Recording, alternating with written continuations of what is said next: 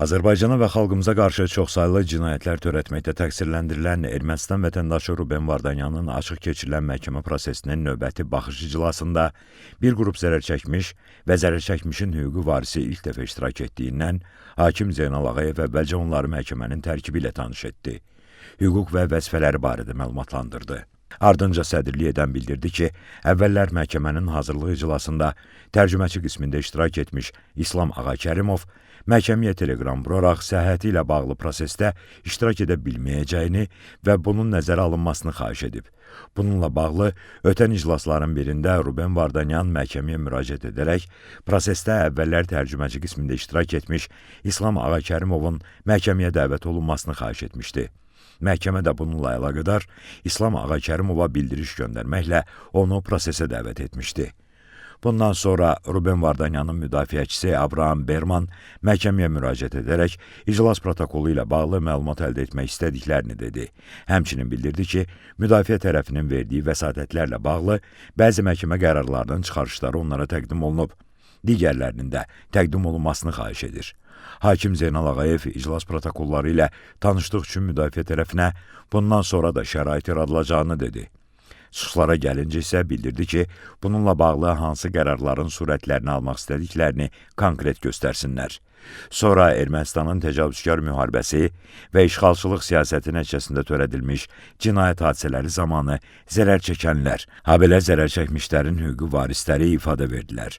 Zərər çəkmiş Şair Heydərovun hüquqi varisi Camal Heydərov övladının Laçında, zərər çəkmiş David Cəllovun hüquqi varisi Sevinç Cəllova övladının Ağdərədə, zərər çəkmiş Cavid Zülfüqarovun hüquqi varisi Cavanşir Zülfüqarov övladının Xocabənddə, zərər çəkmiş Fərid Aliyevin hüquqi varisi Tofiq Aliyev isə övladının Xocalı istiqamətində düşmənin geniş miqyaslı təxribatı nəticəsində həlak olduğunu bildirdilər. Zərər çəkmiş Sirac Abuşovun hüquqi varisi Şirzad Səmədov isə dedi ki, onun qardaşı Azərbaycan televiziya və radio verilişləri Qapalı Səhmdar Cəmiyyətində operator vəzifəsində çalışıb. Fəaliyyətindən irəli gələn vəzifənin icrası ilə əlaqədar işğaldan azad edilmiş Kəlbəcər rayonuna ezam olunub. Çalışdığı televiziya kanalının, Azərtac Dövlət İnformasiya Agentliyinin əməkdaşları və Kəlbəcər rayonunun Susuzluq kənd inzibati ərazi dairəsi üzrə nümayəndələri ilə birlikdə sərnişin avtomobili ilə Susuzluq kənd istiqamətində hərəkət edərkən tank əleyhinə minaya düşüb. Hadisə zamanı qardaşı Sirac Abuşov, Azərtac Dövlət İnformasiya Agentliyinin əməkdaşı Məhərrəm İbrahimov, Kəlbəcər rayon icra hakimiyyəti başçısının Susuzluq kənd inzibati ərazi dairəsi üzrə nümayəndəsinin müavini Arif Əliyev həlak olub. 4 nəfər isə müxtəlif dərəcəli bədən xəsarətlər alıb. Zərər çəkən Elkin Mirzəhmədov dövlət ittihamçısı Fuad Musayevin sualına cavabda dedi ki, Ermənistan silahlı qüvvələrinin qalıqlarının və qanunsuz erməni silahlı dəstələrinin Xocalı istiqamətində açdığı atəşlər nəticəsində yaralanıb. Hadisə zamanı onunla bərabər daha bir neçə nəfər də müxtəlif dərəcəli bədən xəsarətlər alıb. Zərər çəkən həmin vaxt düşmənin iri çaplı silahlarla ərazilərimizə atəş açdığını, təxribatlar törətdiyini dedi. Zərər çəkmiş Rauf Hüseynov düşmənin atdığı minaatan mərmisinin partlaması nəticəsində yaralanıb. Dövlət ittihamçısı Vüsal Abdullayevin sualına cavabda dedi ki, hadisə zamanı yaxınlığında olmuş bir neçə nəfər həlak olub.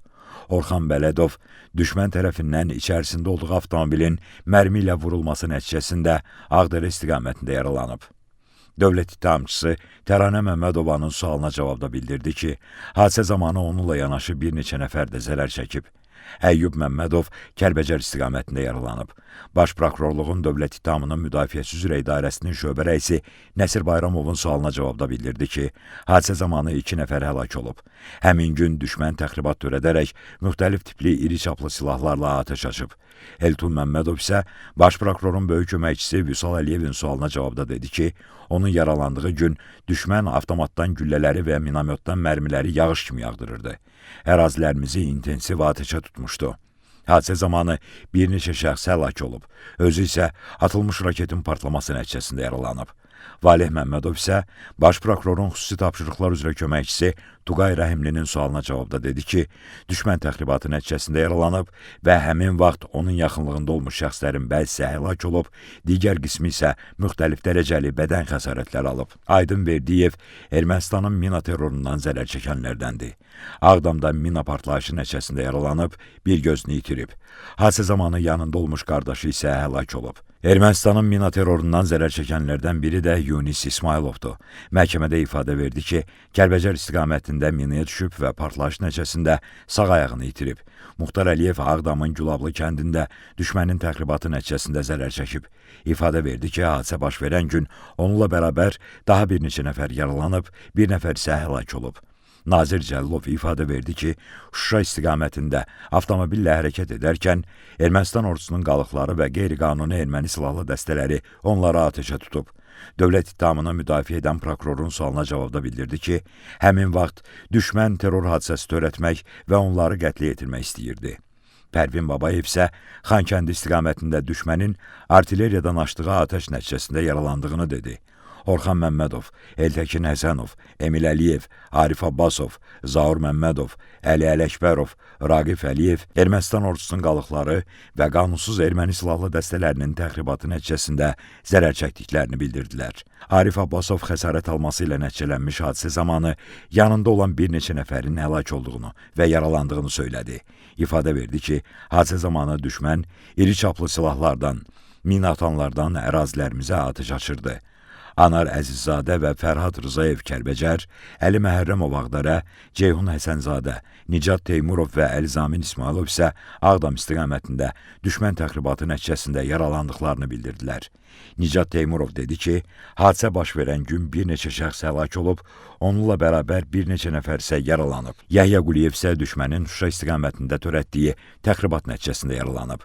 Vüsal Hüseynov da Şuşa Xankəndi istiqamətində düşmən tərəfindən açılmış atəş nəticəsində yaralandığını dedi. Vidadi Məmmədov ifadə verdi ki, Laçında düşmən tərəfindən içərisində olduğu avtomobilin artilleriya mərmisi ilə vurulması nəticəsində yaralanıb. Əskər Quliyev də Ermənistan ordusunun qalıqlarının və qanunsuz erməni silahlı dəstələrinin açdığı atəş nəticəsində özü və bir neçə şəxsin yaralandığını, bir neçə nəfərin isə həlak olduğunu bildirdi. Vasif Osmanov və Mehdi Mürsəlov Şuşa Xankəndi istiqamətində düşmənin atdığı artilleriya mərmisinin partlaması nəticəsində yaralanıblar. Vasif Osmanov dedi ki, hadisə zamanı bir neçə şəxs həlak olub və yaralanıb. Sonra cinayət işi üzrə zərər çəkmiş şəxslərin barələrində olan rəyləri elan olundu. Məhkəmə prosesində Ermənistan dövlətinin, onun dövlət qurumlarının vəzifəli şəxslərinin, hərbi qüvvələrinin və qanunsuz silahlı dəstələrin bilavasitə rəhbərliyi və iştirakı, şifahi yazılı qaydada verdiyi tapşırıq, göstəriş və təlimatları, maddi, texniki, şəxsi heyətlə verdiyi dəstəyi, mərkəzi qaydada idarəçiliyi əsasında, eləcə də ciddi nəzarət altında Azərbaycan ərazisində daxili və beynəlxalq hüquq normalarına zidd şəkildə Azərbaycana hərbi təcavüz etmək məqsədi ilə yaradılmış, Ermənistan dövlət tərəfindən aparılan təcavüzkar müharibənin gedişində çoxsaylı cinayət faktları törətmiş cinayətkar birliyə təqsirləndirilən Ruben Vardanyan da qoşulduqdan sonra həmin birlik tərəfindən törədilən cinayətlər nəticəsində zərər çəkmiş şəxslər ifadə verir. Məhkəmənin növbəti iclası oktyabrın 7-sinə təyin olundu. Qeyd edək ki, Bakı Hərbi Məhkəməsinin hakimləri Zeynal Ağayevin sədrliyi, Anar Rzayev və Camal Ramazanovdan ibarət tərkibdə keçirilən məhkəmə prosesində Ermənistan vətəndaşı Ruben Vardanyan